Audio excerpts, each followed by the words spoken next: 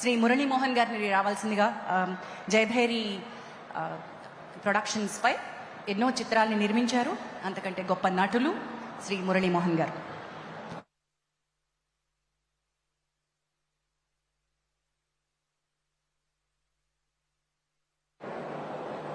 సభకి నమస్కారం.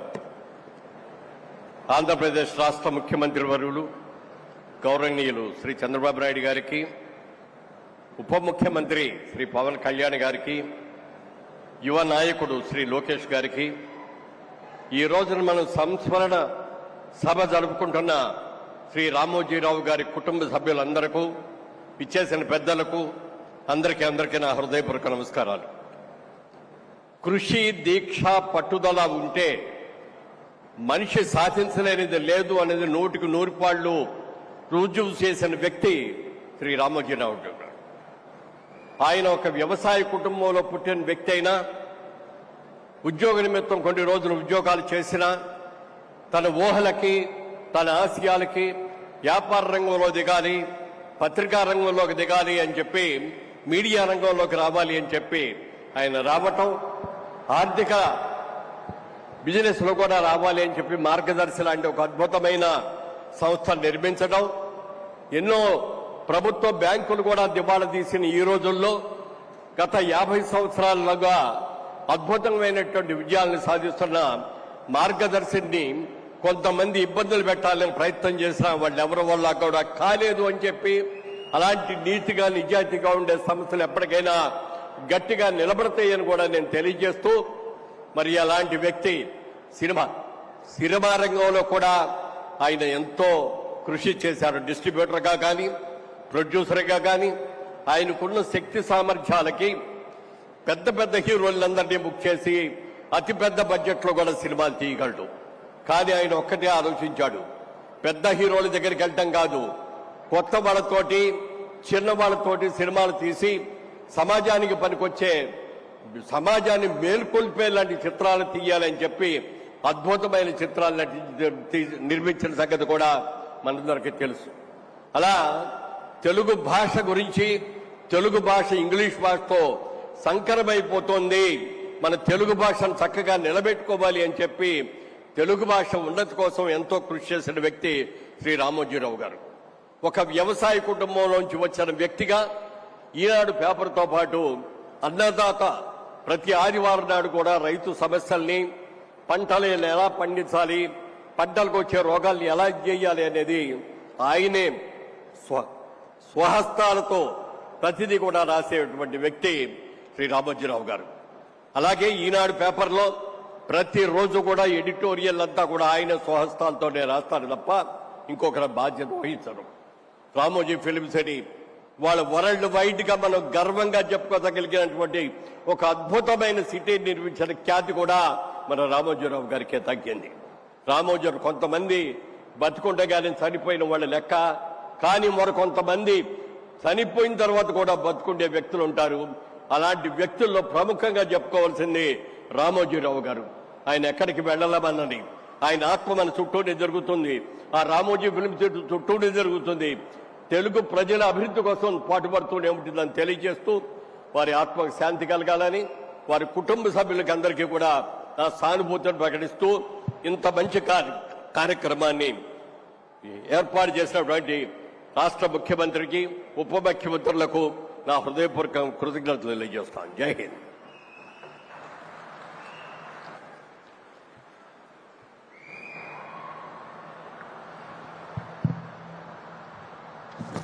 Thank you Murali Mohan గారు. ఇక నేషనల్ మీడియా నుంచి మన ముందుకి మరొక దిగ్గజం మాట్లాడడానికి రాబోతున్నారు. రాజస్థాన్ పత్రిక ఆయన ఎడిటర్గా నిర్వహిస్తున్నారు. అలాగే మన తెలుగులో ఎలాగైతే ఈనాడు ఘంటా పదంగా ఢంకా మోగించిందో అంతే పవర్ఫుల్గా రాజస్థాన్ పత్రికని ఎడిటర్గా నడిపిస్తున్నారు. ప్రముఖ రచయిత, let me welcome Shri Gulab Kothari garu to speak a few words about Shri Ramoji Rao గారు.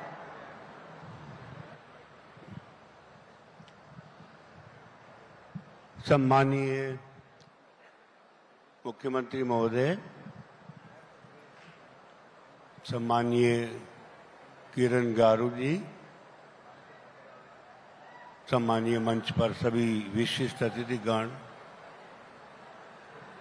आंध्र प्रदेश के दूर दूर गांवों से आए राम जी के लिए संवेदनाशील हृदय लेकर भावपूर्ण हृदय से उपस्थित सभी को मैं सादर प्रणाम करता हूं।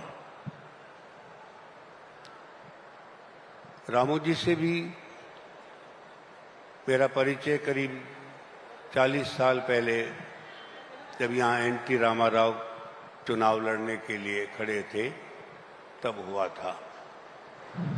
एनटी रामाराव जी का पूरा चुनाव पूरे आंध्र प्रदेश में घूम करके मैंने देखा था और उसी समय में मैंने रामू जी की कलम से भी पूरा परिचय किया था। उनकी भाषा, उनका दूरदर्शिता का जो उदाहरण था वो मैं आज भी कभी भूला नहीं हूँ। उसके बाद से तो मैं बराबर उनके संपर्क में रहा। रामू जी की कलम में जो ताकत थी, उनका जो हौसला था, जनता के प्रति उनके मन में जो दर्द था, वो हमेशा एक ही बात कहते थे कि मेरी कलम केवल जनता के लिए है। और मुझे एक बार नहीं कई बार मैंने उनको सरकारों से संघर्ष करते हुए देखा। जीवन के अंतिम दिनों में भी वे संघर्षशील ही थे और उनके सामने एक नई कई चुनौतियां एक साथ खड़ी थी। ये ईश्वर की कृपा कहिए कि अंतिम सांस लेने से पहले उन्हें कुछ राहत मिल पाई। रामू जी एक दृष्टा थे आंध्र प्रदेश के लिए। अब तो तेलंगाना आंध्र दो हिस्से हो गए, पर उन्होंने जिस तरह से परंपरा और विज्ञान, आधुनिक जीवन दोनों का समावेश करने का प्रयास किया, ये आपके सामने है। फिल्म सिटी की परंपरा की बात नहीं थी, वो इस देश के लिए एक बहुत बड़ा योगदान था। लोग बरसों अभी तक पीढ़ियों तक याद करेंगे उनके इस योगदान को। पर मैंने उनका दूसरा जो परंपरागत रूप भी देखा। उनकी 3 पोतियों की शादी देखी मैंने, जब तीनों ही पोतियों के दूल्हे के उन्होंने पांव धोए, जमीन पे बैठकर उनके चरण पखारे। ये इस देश की बहुत बड़ी महान देन है, इस दिव्यता है। मैं इसको दिव्यता कहूँगा कि दिल से वो इतने गहरे भी थे, इस आस्था से जुड़े हुए भी देखा मैंने। व्यापार के स्तर पर तो खैर बहुत ही कुछ उदाहरण उन्होंने छोड़े और शायद उनकी सरकार से टक्कर लेने का जो सबसे बड़ा जीत का कारण यही था कि उनके व्यापार में कहीं कोई कालापन किसी को पकड़ में नहीं आ पाया।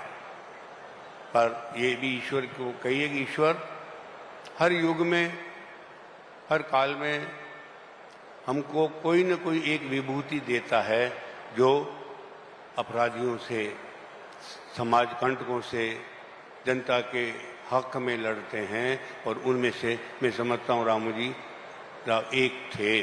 मेरे लिए तो बहुत बड़ा संबल थे, क्योंकि अब आप देखिए 40 साल पहले तो मेरा प्रवेश ही था पत्रकारिता में, और तब से मेरे करीब करीब हर लेखन पे मैं उनके साथ मेरा आदान प्रदान था। जब हमने अपनी सरकारों से लड़ाई लड़ी तब हमारा सबसे बड़ा जो संबल था मेरा, वो रामू जी राव थे। तो मैं तो आज भी ईश्वर से एक ही प्रार्थना करता हूँ कि इस देश में हर प्रांत में, हर जिले में कोई न कोई रामू जी राव पैदा होना चाहिए। देश इतना बड़ा है, इतनी विभिन्नताएं हैं कि एक रामू जी राव इस देश के लिए कम हैं। और जो भी इस क्षेत्र में उतरे उसी संकल्प के साथ उतरे कि मैं रहूं या न रहूं, मेरी जनता के हित को कभी आंच नहीं आनी चाहिए। इसी के साथ मैं पुनः उनको श्रद्धा से नमन करता हूं, ईश्वर से कामना करता हूं कि उनको अपने चरणों में शरण दे। नमस्कार।